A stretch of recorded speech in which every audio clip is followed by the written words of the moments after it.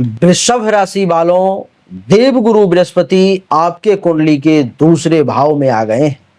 इनकी पंचम दृष्टि छठे भाव पर, सप्तम दृष्टि अष्टम भाव पर और नवम दृष्टि देवगुरु बृहस्पति की दसम भाव पर है। अचानक से आप चौंका दोगे, ऐसे परिणाम देने वाले हैं आने वाले 6 महीने में। देवी और सज्जनों, एकादश भाव के मालिक भी हैं देवगुरु बृहस्पति और अष्टम भाव के मालिक भी हैं। इसके क्या सकारात्मक और क्या नकारात्मक परिणाम होंगे वो मैं बताऊंगा। साथ ही साथ वृषभ राशि के बारे में कुछ गुप्त बातें बताऊंगा और देवगुरु बृहस्पति की भी कुछ खास बातें आपसे शेयर करने का प्रयास करूंगा। आइए चर्चा को आरंभ करें, जानने का प्रयास करें। हेलो, नमस्कार, सत श्री अकाल, केम छो, कस्से काय, केरो हाल है, केना छी यहाँ सब, कई जनवानी, हाउ आर यू, कैसे हैं आप लोग, केमो नाचो, मनक्कम, खम्भा गणी हुकुम, केमती अच्छंती, की खबोर, नमस्तुभ्यं, राधे राधे, राम राम।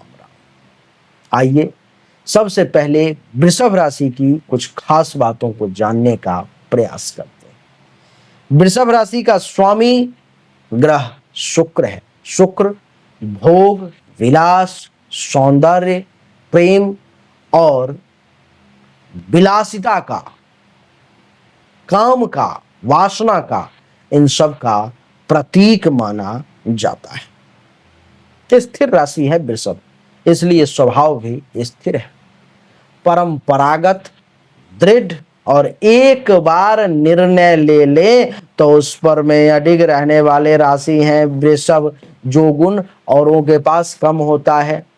यानी कि क्या कहते हैं कि प्राण जाए पर वचन न जाए, रघुकुल रीति सदा चली आई, प्राण जाए पर वचन ना जाए।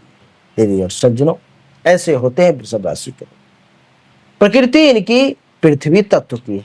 पृथ्वी तत्व की प्रकृति है तो कैसा स्वभाव है, तो व्यवहारिकता इनके पास में है, अस्थायित्व इनके पास में है और संसाधनों का बेहतर उपयोग करने की क्षमता भी इनके पास में है। मुख्य गुण की अगर बात की जाए कि वृषभ राशि में कौन कौन से मुख्य गुण हैं, तो मैं कहूंगा कि धैर्य, ये धैर्यवान होते हैं, लगनशील होते हैं, कला प्रेमी होते हैं और वित्तीय समझदारी इनके पास में बहुत बढ़िया होता है वृषभ राशि वालों के पास में। कमजोरी की बात करूं तो जिद्दी होते हैं, जिद अच्छा नहीं होता, आलसी होते हैं, आलस्य अच्छा नहीं होता, बदलाव से थोड़ा सा डरते हैं कि ये कर रहा हूं, अब ये करूंगा तो क्या परिणाम होगा, मन में डर रहता है, इसलिए बदलाव भी जल्दी नहीं करते। जीवन के उद्देश्य की बात करूं तो सुरक्षा, आर्थिक स्थिरता और आरामपूर्ण जीवन जो है ये प्राप्त करना चाहते हैं, ये इनके जीवन का उद्देश्य होता है। भावनात्मकता की बात करूं तो गहराई से जुड़ते हैं लेकिन जल्दी खुलते नहीं हैं। भाग्यशाली रंग की बात करूं तो गुलाबी, सफेद और हल्का नीला इनका भाग्यशाली रंग है। इनके लिए सर्वश्रेष्ठ क्षेत्र की बात करूं, जिस क्षेत्र में ये बहुत अच्छा कर सकते हैं, तो वो है कला के क्षेत्र में, संगीत के क्षेत्र में, ब्यूटी इंडस्ट्री के क्षेत्र में, बैंकिंग के क्षेत्र में, संपत्ति के क्षेत्र में और रियल एस्टेट के क्षेत्र में तो ये कमाल ही कर सकते हैं। राशि चिन्ह इनका बैल है, जो प्रतीक है शक्ति का, धैर्य का और कर्मशीलता का, कर्मठता का। कर्म करने से कभी पीछे नहीं हटते। अब मैं आपको देवगुरु बृहस्पति के बारे में बताने जा रहा हूं। मैंने जो वृषभ राशि के बारे में आपको बताई वो क्या लगता है, वो सही है या गलत है, कमेंट करके जरूर बताएं। आइए दो बातें देवगुरु बृहस्पति के बारे में भी जान लें। देवगुरु ज्ञान, धर्म, नीति, समृद्धि और अध्यात्म के कारक होते हैं। स्वामित्व की बात करूं तो धनु और मीन राशि के स्वामी देवगुरु बृहस्पति होते हैं। कर्क राशि में उच्च के, मकर राशि में नीच के हो जाते हैं। प्रकृति इनकी सौम्य और शुभ होती है। संतान, शिक्षा, गुरु, धर्म, भाग्य, न्याय और आस्तिकता का यही कारक होते हैं। इनके पास 3 दृष्टि होती है, 5, 7 और 9, जो विशेष फलदायी मानी जाती है। किसी भी भाव में लगभग ये 1 वर्ष तक रहते ही रहते हैं, लगभग, फिक्स नहीं है।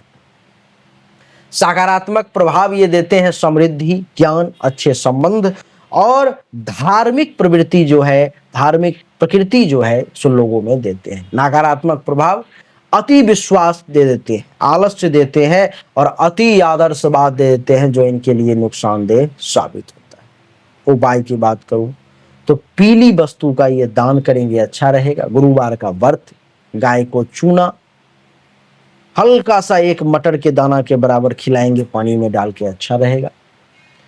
बहुत कम समय में बहुत विशिष्ट जानकारी हमने वृषभ राशि और बृहस्पति के बारे में दी। और बृहस्पति का वृषभ राशि के ऊपर में क्या प्रभाव पड़ने जा रहा है, आइए उसको समझते हैं। सबसे पहला,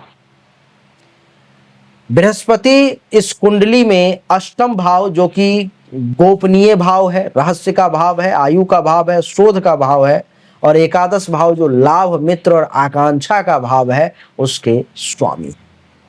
दृष्टि इनकी पंचम दृष्टि छठे भाव पर में है, जो रोग, ऋण, शत्रु का भाव है। सप्तम दृष्टि अष्टम भाव पर में है, जो जीवन में गूढ़ पक्ष, बाधा, गोपनीयता का भाव है।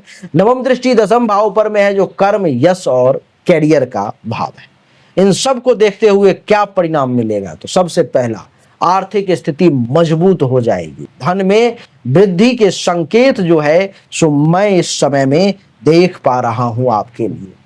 परिवार में सुख शांति मिलेगी, घरेलू सौहार्द बढ़ेगा, बोलचाल से एक दूसरे को प्रभावित करेंगे, वाणी में मिठास देखने को मिलेगा, बैंक बैलेंस बढ़ेंगे, सेविंग में वृद्धि होगी, लाभ भाव मजबूत होगा, नए अवसरों से फायदे होंगे, मित्रों से सहयोग मिलेगा, नेटवर्किंग में विशेष तौर पर में अगर आप जुड़े हुए हैं तो सफलता मिलने के योग है।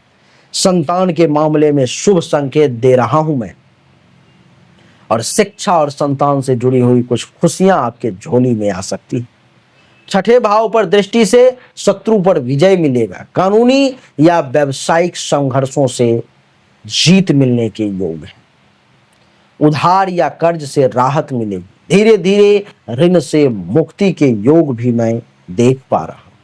स्वास्थ्य में सुधार के योग, विशेष करके पाचन और रक्त संबंधी जो समस्या चल रही थी उससे आपको सुधार के योग बन रहे हैं। दूसरे भाव में देव गुरु के होने से बोलचाल में गहराई आएगी, सलाहकार और गुरु जैसी भूमिका निभाने का आपको अवसर प्राप्त होगा। धर्म और आस्था की ओर रुझान देखने को मिलेगा, पूजा पाठ या धार्मिक यात्रा आपके लिए संभव है, जो मैं देख पा रहा हूं। नवम दृष्टि से कैरियर में शुभ अवसर मिलेंगे, प्रमोशन या नई जिम्मेदारी मिलने के योग है, लाभ मार्गों का विस्तार होगा, व्यापारिक क्षेत्रों में भी विकास की संभावना है, गूढ़ विषयों में आपकी रुचि देखने को मिलेगी, आयुर्वेद, तंत्र और रिसर्च में जो है सो आपकी रुचि इस समय में विशेष तौर पर देखने को मिलेगी, ऐसा मैं अनुभव कर रहा हूं। कुछ नकारात्मक परिणाम है वो भी जान लें, जैसे कि मौखिक वाद विवाद की संभावना है, कभी कभी वाणी में कटुता आ सकती है, जिसके कारण से मौखिक वाद विवाद देखने को मिल सकता है। भोजन की अनियमितता देखने को मिलेगी, पेट से जुड़ी समस्याएं कुछ सामने आ सकती हैं, शत्रुओं से छिपे आघात भी देखने को मिल सकते हैं, यानी कि धोखा या पीठ पीछे वार भी संभव है। धार्मिक कट्टरता आपके अंदर आ सकती है, अति आस्थावान बनने से परिवार में टकराव की स्थिति सामने आ सकती है।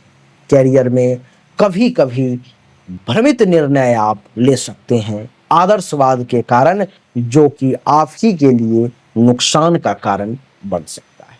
देवी और सज्जनों, ये जो हमने अभी आपको बताया ये एक सामान्य राशिफल है, ये 100% एक्यूरेट नहीं है। 100% एक्यूरेसी के साथ जानकारी के लिए आपको अपने हस्तरेखा जन्म कुंडली की जांच करवानी पड़ेगी। अगर आपको ऐसा लगता है कि आप जितना परिश्रम कर रहे हो भाग्य का साथ आपको उतना नहीं मिल पा रहा है, आप उतना आगे नहीं बढ़ पा रहे हो, अगर आपको लगता है कि पैसे आप कमा नहीं पा रहे हो अथवा कमा रहे हो तो बचा नहीं पा रहे हो, तो आपको जन्म कुंडली में चेक करवाना होगा जो धन का स्वामी कौन है और वो धन धान्य संपत्ति आपको क्यों नहीं दे रहा है। दूसरा, आपको चेक करवाना होगा कि भाग्य का स्वामी कौन है, वो आपसे क्यों रुष्ट और नाराज है, उसके लिए क्या करना होगा, कौन सा रत्न धारण करना होगा, कौन सी पूजा करनी होगी जिससे आपको इसका लाभ मिलेगा। देवी और सज्जनों, अगर आप इन सब बातों को जानना चाहते हो तो सामने दिए गए नंबर पर में अपनी जन्म तारीख, जन्म समय, जन्म स्थान, दोनों हाथ के हथेली का फोटो अवश्य भेजें। आपको सही और एक्यूरेट जानकारी निश्चित तौर पर में उचित शुल्क के साथ प्राप्त। अच्छा लगा तो वीडियो को लाइक करें, शेयर करें, चैनल को सब्सक्राइब करके इसके बेल आइकन के बटन को दबा दें। एक बार पुनः आप सभी का बहुत बहुत धन्यवाद। Thank you so much. जय हिंद, वंदे मातरम, बोलिए राधे राधे राम।